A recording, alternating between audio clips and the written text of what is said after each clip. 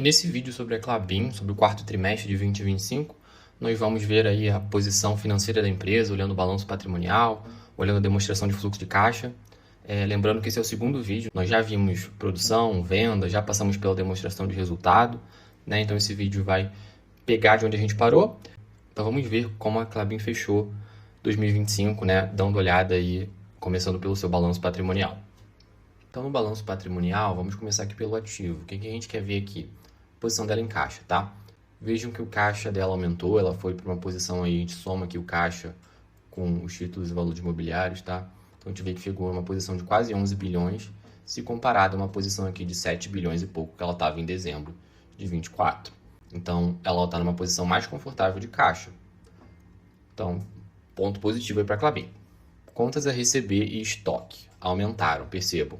1.800 para 2.400, 3 para 3.600 e pouco. Mas isso é difícil a gente dizer analisando um ano para o outro só, tá? Isso pode aumentar e cair de um ano para o outro, assim, porque isso diz muito do capital de giro da empresa. Então é bem difícil cravar que o aumento é negativo, que o outro aumento é positivo, que uma redução é positiva, tá? Assim, o que você não quer ver aqui? Você não quer ver contas a receber se acumulando aqui e você não quer ver estoque ficando encalhado aqui ao longo dos anos, mas isso necessitaria olhar mais de um ano, seria uns 3, 4 anos. Se você está vendo uma tendência de crescimento, isso é ruim. Tá? Mas de um ano para o outro não é, porque pode ocorrer de crescer muito e depois de cair muito também. Tem relação com o capital de giro da empresa, então isso aqui a gente fica meio que indefinido, tá? Não é um ponto positivo nem negativo.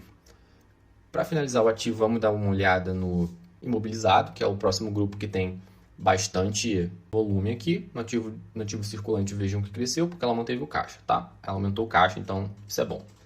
No ativo não circulante, basicamente tudo ficou em linha, tá, pessoal? Nesses aqui, sem contar os principais grupos, tudo ficou em linha. Uns aumentaram, outros diminuíram um pouco, mas não é o principal que a gente vê. O imobilizado, ativo biológico e o intangível, tá? Que são os interessantes aqui pra gente nesse caso. Vejam que o imobilizado caiu até um pouco, o ativo biológico foi o que cresceu um pouco, né? E o intangível cresceu bem pouco também aqui, né? Se comparado a esse total aí que a gente tem de 45 bilhões. Então ficou em linha, aumentou 200 milhões. Provavelmente desse aumento aqui, um caiu, o outro aumentou, mas ficou em linha, tá? A empresa deu uma segurada aí em adquirir novos imobilizados. Isso para mim é bom. Tá? A gente fica numa situação que a empresa tem mais caixa e tem o mesmo imobilizado. Então, eu acho isso bom. Eu gosto de empresas com imobilizado menor, mas a gente sabe que a Klabin é uma empresa que tem grande quantidade de imobilizado. O que você não quer ver aqui é uma redução grande do imobilizado, de um imobilizado que ela precisa repor. Se dentro desse imobilizado aqui você vê que as máquinas e equipamentos tá caindo, tá diminuindo e ela não tá repondo, isso pode ser um ponto ruim. Mas, de um ano para o outro, uma estagnação aí do imobilizado. No caso aqui, eu vou adiantar para vocês que ela segurou um pouco, né, o gasto aí com reposição dessas máquinas aqui, mas continuou gastando com os ativos biológicos. A gente vai ver quando olhar o fluxo de caixa. Então, aqui é um ponto positivo para a Klabin, tá? E na parte do passivo, o que é interessante para a gente ver? Ignora essa coluna do meio, tá? Que é de setembro de 25. Não sei se eu cheguei a falar. Fornecedores cresceu um pouco, mas foi baixo. A gente vê aqui, ó, cresceu de 2 para 2.360, não foi muito alto. O resto ficou em linha. O empréstimo e financiamento até caiu um pouco, foi de 1 bilhão e 800 para 1.700 e pouco. Esse que cresceu aqui, fornecedor de risco sacado, vejam que ele cresceu, né? A gente pode olhar que cresceu bastante, 236 para 118, mas o longo prazo dele aqui caiu. Então, a gente tem aqui no longo prazo, foi de 500 para 200, então isso foi uma questão de muito do que estava aqui a longo prazo em 2024, virou curto aqui em 2025, tá? Então, importante para a gente aqui dessa parte do passivo agora é a questão do endividamento. Vamos ver se o endividamento dela diminuiu ou aumentou. E eu já mostro aí para vocês que o endividamento dela diminuiu, né? A gente tem aqui um endividamento, essa linha aqui, com essa linha aqui. A gente quer um endividamento bruto, olhando tanto o curto quanto o longo prazo. São essas duas linhas aqui. Percebam que é um endividamento alto. A Klabin é endividada pra caramba.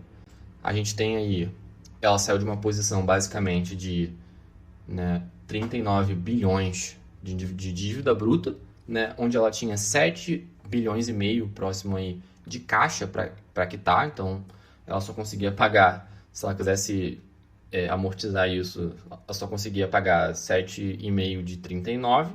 Agora ela foi para uma posição em que ela tem aqui 34 mais 1,700, ela chega aí num próximo de 36 bilhões e 700, mas ela tem um caixa aí de 11 bilhões, então está uma posição mais confortável para a Klabin, né? Ela consegue aí pagar quase, digamos aí que 30% da dívida dela.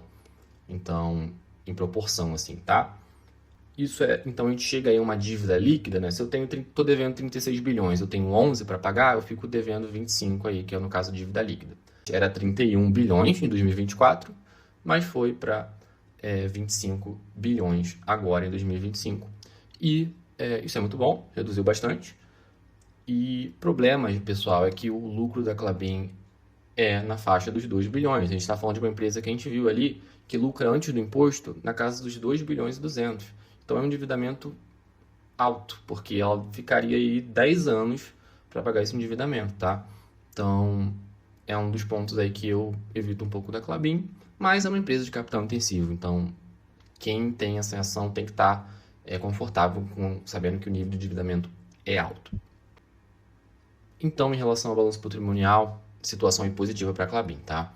A gente tem aqui que o endividamento diminuiu, já mostrei isso para vocês. E o patrimônio líquido aqui, só para fechar. E o patrimônio líquido dela cresceu, tá? De 6.651 para quase 8 aqui. Então, é bom também. Queria mostrar para vocês também, bem rápido, o cronograma de amortização da dívida dela. Lembra que a gente falou que ela estava com uma dívida bruta aí na casa dos 36 bilhões? Então, ela está aqui, ó. E está aqui os anos que ela pretende amortizar isso, né? Então, vejam que aqui o maior próximo aqui é 2029 e é basicamente com caixa dela aqui de quase 11. Ela está confortável aí para o ano de 2026, 2027, 2028. Só começa a complicar para ela aqui no ano de 2029. Então, nesse ano e nos próximos dois, ela está tranquila, ela consegue cobrir essa dívida que vai vencer, né? E ao longo desses 3 anos ela vai gerar mais caixa para poder pagar os outros, tá? E para finalizar o vídeo, vamos fechar aí com a demonstração de fluxo de caixa, né? Ver se a empresa está gerando caixa, o que gastou para repor os ativos imobilizados dela, o que saiu do caixa dela para repor isso. Quando eu falo para vocês que é uma empresa de capital intensivo, significa isso, que ela gasta muito dinheiro para repor máquina, para manter ali a sua operação. Ela precisa comprar máquinas que são caríssimas, que são de milhões de reais e que ela precisa comprar para repor ou para aumentar sua produtividade, para também ter uma redução de custo, né?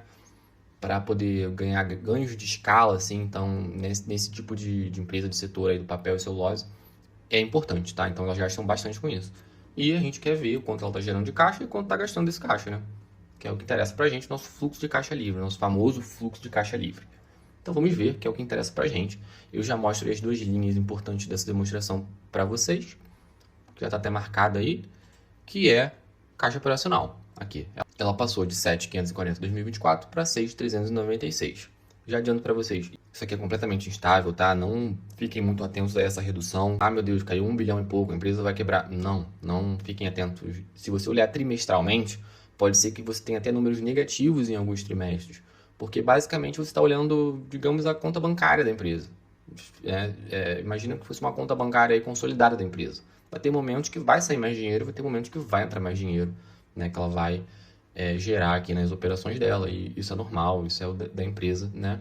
O que você não quer é uma tendência ao longo de muitos anos de queda, né? Ou negativo até se você estiver olhando uma base anual. Não é o caso aqui, tá?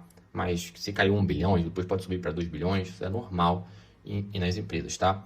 Mas desse fluxo de caixa operacional, a gente precisa para chegar ao fluxo de caixa livre, que a gente olha aqui na linha de investimento. Essa linha aqui, basicamente, é uma das mais importantes dessa demonstração, tá? Essas duas aqui. A adição de bens do ativo imobilizado e a aquisição de ativos CAET, né? Do projeto dela, que também é um projeto, né? Então, é de expansão, melhoria, então é um gasto de imobilizado. Vejam aqui que ela segurou. Eu falei para vocês lá que diminuiu um pouco o aumento do imobilizado. Ela deu uma segurada no imobilizado. Ó, vejam que ela estava gastando 2 bilhões, quase 2 bilhões e 400 nos bens, e esse ano ela gastou, no caso de 2025, 1.761. Então ela deu uma segurada e segurou o caixa ela também. E o Caete aqui deu uma porrada, né, no 2024 em 6 bilhões e pouco, mas era uma coisa assim, provavelmente para finalizar esse projeto, né? Então era não recorrente. Acabou aqui.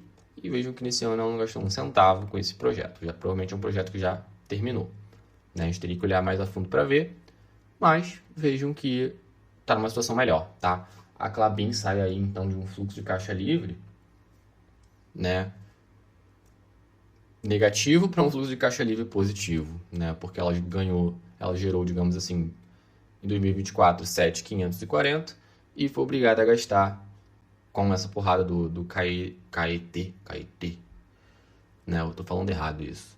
8 bilhões e 600. Então, ela teve que gastar no momento mais do que ela gerou. Então, um fluxo de caixa livre negativo aqui de 1 bilhão. Agora ela está num fluxo de caixa livre positivo aí, porque ela gerou 6 e teve que gastar somente aqui 1.882, tá? No caso, eu estou olhando aqui o de investimento, porque esses valores aqui são pequenos, tá? E eles meio que se anulam aqui com o resgate das aplicações. Mas se você quiser olhar o fluxo de caixa livre, teria que olhar basicamente só essas 6 linhas aqui. Não seria o total aqui do investimento, é porque fica um valor próximo, tá?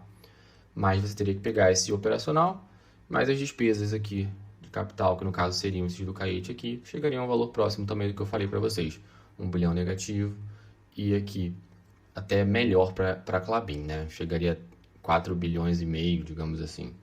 Então, muito bom para a Klabin aí.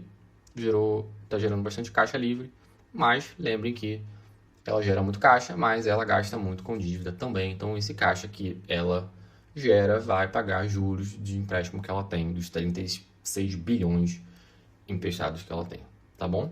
Então, demonstração de fluxo de caixa para a Klabin positivo. Teve uma queda ali na atividade operacional, mas agora ela está gerando um fluxo de caixa livre positivo com o fim da aquisição aí dos ativos desse projeto Caete dela. Situação positiva para a Klabin. Resumindo, então, o que a gente tem desse release da Klabin, né? A gente tem produção aumentou um pouco, as vendas aumentaram um pouco, a gente viu ali que não muito, mas na casa ali abaixo de 5%, né? A gente tem uma demonstração de resultado que se manteve a mesma, estável, então ficou neutra, né? Mas também não piorou, então é uma empresa rentável, está gerando lucro para você. Uma situação do balanço patrimonial positiva, porque o endividamento caiu, muito também deve ter sido em relação ao dólar, tá? Porque a gente sabe que ela tem dívida em dólar, o dólar vem caindo, então pode ter um pouco aí de variação cambial nessa redução do endividamento, mas não só isso, porque o caixa aumentou. Então, se fosse só efeito cambial, o caixa teria também diminuído, tá?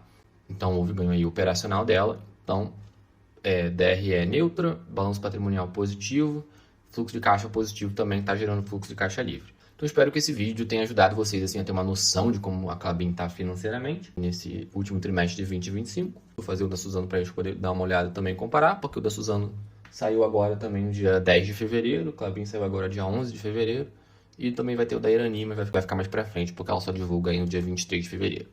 Mas lembrem que Klabin está rentável, está gerando caixa, mas a dívida é alta aí, beleza? Muito obrigado por assistirem até aqui. Eu peço que, se vocês gostaram do vídeo, se inscrevam no canal para dar uma força e até o próximo vídeo.